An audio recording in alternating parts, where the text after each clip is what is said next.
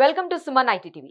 సాంకేతిక ప్రపంచంలో జరుగుతున్న సంఘటనలు, వార్తలు, విశేషాలను ఎప్పటికప్పుడు మీకు అందిస్తున్నాం కదా. ఇలాంటి మరో ఆసక్తికర అంశాన్ని మీకు ఇప్పుడు చెప్పబోతున్నా.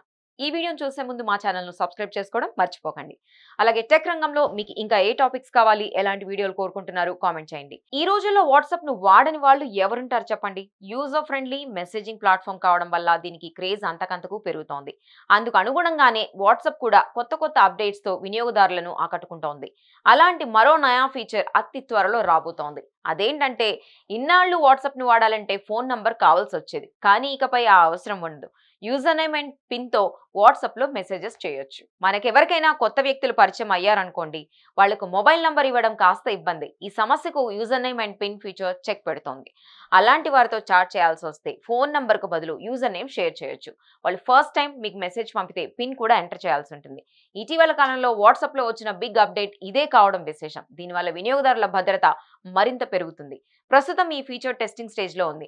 అతి త్వరలో ఆండ్రాయిడ్ తో పాటు iOS యూజర్లకు దీన్ని వాట్సాప్ పరిచయం చేయబోతోంది. చూశారు కదా, ఇవి టెక్ కి సంబంధించిన అప్డేట్స్. ఇలాంటి మరిన్ని విశేషాల కోసం సుమన్ ఐటీ టీవీని మిస్ కాకుండా చూడండి. Thank you for watching this video.